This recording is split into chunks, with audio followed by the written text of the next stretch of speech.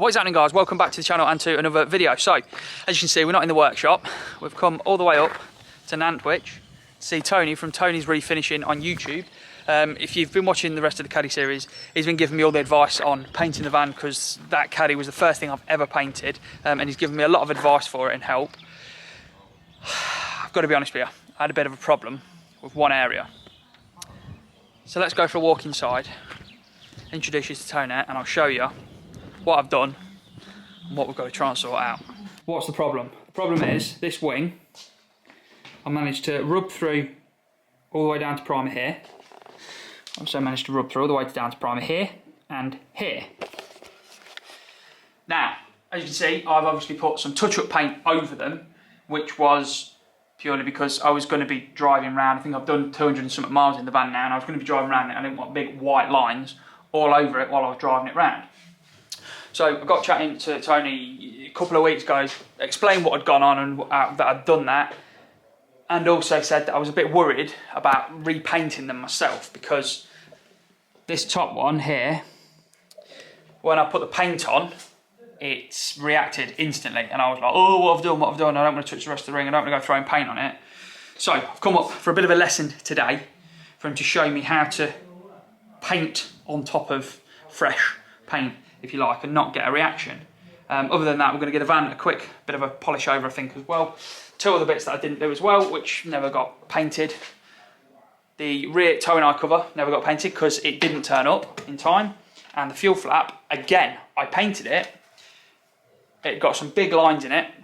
So sanded it all the way back, cut it back, tried to paint it, and instantly it reacted. So yeah, we're going to sort them out as well. So let's go and see what Tony's up to, and we'll make a start. So here he is then. Do you want to introduce yourself? Hi, so my name's Tony. I've got the channel Tony's Refinishing. Me and Dan have been chatting for a while now, and Dan's asked us to help out a little bit with a few little bits and bobs on his caddy, and also we offered to get Dan up and give him a little bit of paint training to try and help him in the future.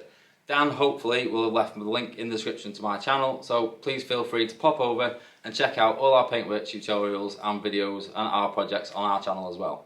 The link will be in the description, so yeah, definitely go and check out his channel, give him a subscribe. If you've got the remotest interest in paint, he's your man. Absolute man. He knows, yeah, what you don't know ain't worth knowing, is it? Thank you, mate. Too kind. So yeah, go and check him out. Right, let's make a start on hopefully sorting out what I made a mess of. Right, here's the damage. Tony's giving it a clean over with some thinners, and as you can see here, I got all excited on this edge. And then down here, thought, why not wreck the rest of the wing as well? So yeah, we've sanded all the way through down here. I don't know how I didn't spot it, but anyway, it's done. We're going to fix it. We're going to get it fixed. So let's chuck the cameras on and see what we've got to do to fix it.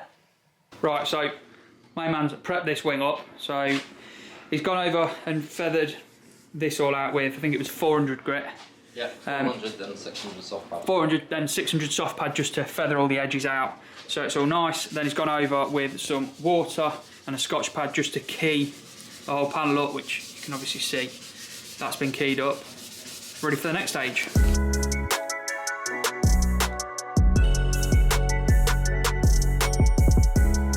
Thank you so much to Tony for inviting me to his workshop and for offering to sort the issues with this wing out. I really wasn't confident in sorting this issue and was worried about ruining it, but Tony made it look easy and effortless. If you haven't already, then go and check out Tony's channel and give him a subscribe. I learned a lot from watching his content, and even more after spending some time with him. He is one of the nicest, most helpful people I've ever had the pleasure of meeting.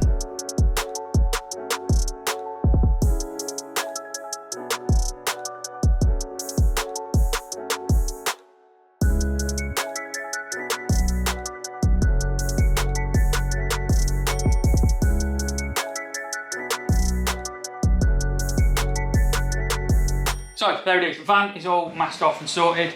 He's had a bit of work and sorted out this corner. So I think the last bit I showed you was that he'd gone over and sanded the areas and then scuffed the whole thing. He's gone over and primed the areas. So I've just learned that you prime over this area like this, because if you think about it, it's sort of like an onion. You've got primer, base and clear. And if you go put in the base over the top of that, you're likely to get a reaction. So seal them in with primer, and then soften the edge off with a Scotch-Brite pad once that's gone off. So the next thing to do then is, yeah, throw some colour on it and hopefully sort it out my mistake. So Tony asked me to put a little bit of a disclaimer over this one. As you can see, we're spraying in the booth and not wearing masks. Now the reason for this is he's trying to explain to me what's going on, how he's doing it and why he's doing things. We did have the fan on, so it was extracting it at the same time, but we would highly recommend wearing masks when spray painting.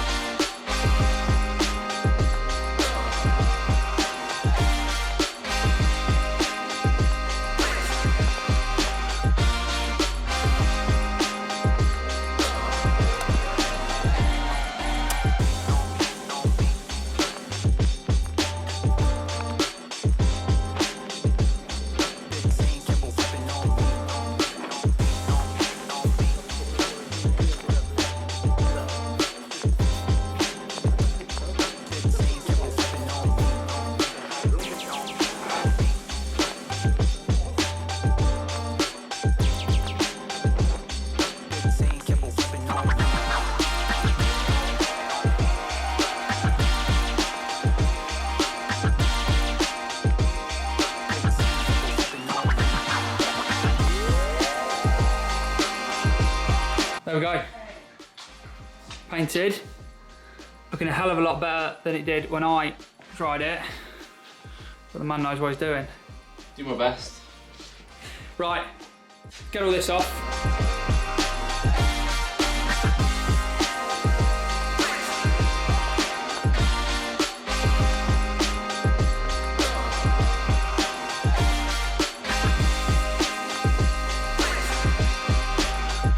Right, so the main reason that Dan has come to us today is when we've been chatting, we wanted to try and get him up here and see if we can get him a little bit of training on the paint side of things to help him improve. Now, for a first attempt at a van, that van outside there is absolutely stunning for a beginner. But Dan wants to learn how to do this to a higher standard and do all his projects himself. So we've offered him a free in-house day doing some paint training. So we're going to get some paint mixed up, get suited up, come back in the booth and talk Dan through the process of how we do it and how to improve from where he's at and try and move up a little notch so that then when he goes away he can improve on that. I'm going to do that using these two panels and we're also going to take you guys along with us on the journey. Alright, most important part is the prep. Yeah. Right, so we've keyed everything up, everything's scuffed up. I went across with the soft pad, just de-nibbed the little nibs to make sure that it's nice and smooth. These do come primed, so you can just scotch them. You can red scotch them, grey scotch them, as long as they're matted off nicely, you're good. You asked me earlier, microfiber or paper towel. Personally, microfiber, it's got a lot more fibres, it's going to get in all the edges and all the nooks and crannies that you've got. So what I'll always do is I'll wet the towel, give the panel a light wet, but don't go mad on the panel because you will be wasting the panel white because it dries off so fast. And when you do panel white, pay real good attention to make sure you're getting all your edges and everything in all the little gaps, and especially like the backs. A lot of people don't think about the back areas, and when you blow them off, the backs of the panels are as important as the front. So if we come round here with the air blower, like with the spray gun, everything behind there ends up on the front of the panel and completely wrecks it. So if you want to do the same on that one, then the next major stage would be a tack cloth. So for you guys that don't know, a tack cloth is basically what it says, it's just a tacky cloth. We use these very, very lightly, because if you don't go very lightly, they do leave a slight residue from the tacky coating that's on the cloth, so to speak, and it can transfer to the panel if you're not careful. So this is something that you really have to do very, very gently. And that'll just remove any dust or any lint or anything from the surface of your panel. Right, so the most important bit you've come to learn today is try and help you improve a bit with your painting. Now you know what everything does on the gun. We've got the air regulator, so on this one the air regulator's at the bottom. Because it's got a digital gauge in it, as opposed to like the analog gauge that you're using. We've got the fluid, we've got the fan. Now, for a full panel or for a full hit of the projects that you're doing, keep it on a full fan. For a base coat, with a good gun like this, you want to be running probably around 1 to 1.5 bar. So around 20 to 25 psi. You don't need to go higher. Any higher than that, you're going to be fighting yourself putting the paint on. Now, the way that I always say to someone who's novice or early in painting is to set yourself a target. So you've got a full fan, you set your pressure at about 1.5 bar, or between 1.5, and then pick something on your fluid. So wind your fluid all the way in, and then on most guns, you've got a marking on the gun.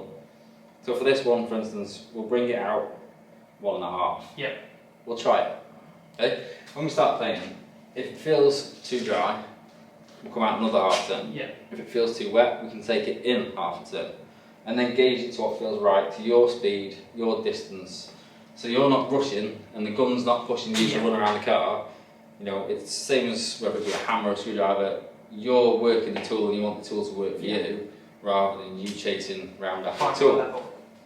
Now, at the same time, when we come to do this, the kind of key points to remember are the distance you are from the panel. Yeah. So you always want to be keeping a nice distance. You always want to keep it a nice distance from the panel. You don't want to be at an angle to the panel. So you always want to be parallel to the panel at the same distance. So when you get a panel like this, which is low, and then it's coming out as it comes over, and then it's coming back in. Yeah. In our mind, we want to be following that contour of the panel all the way across. So that the two posts are always aiming straight outwards on the paint. So if you're coming up the side, they want to be aiming straight on. When you're painting the top there, they want to be aiming straight down. Yeah. So everything is always aiming at where you want to hit. Okay? Now, by the size of the fan. Okay, so the first thing is your distance. Your distance will give you a certain size fan. So if your fan's that big, the next one we want to line up half again. Yeah.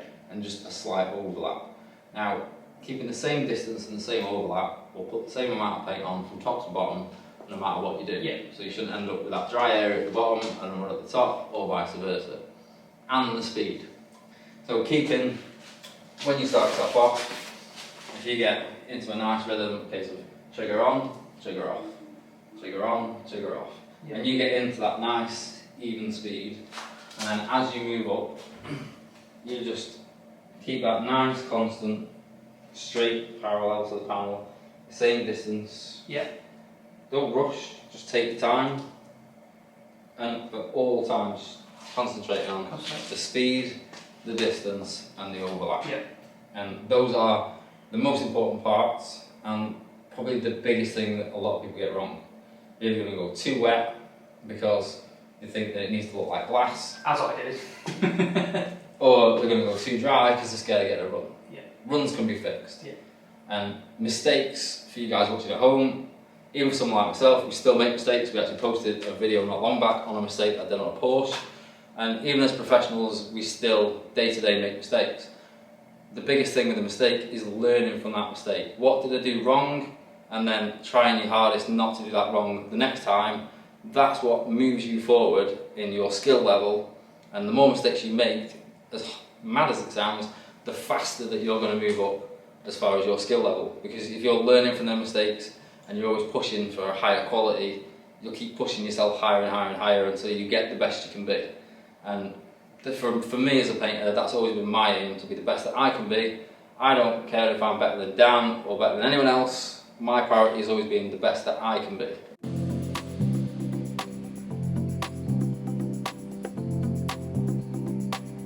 As we're doing paint training and in the booth, the fan was obviously running during this part, so you can't really hear us speak on camera. Tony's done a voiceover explaining the training in his video. I'll put a link to Tony's video in the description. While you're there, make sure you remember to hit that subscribe button.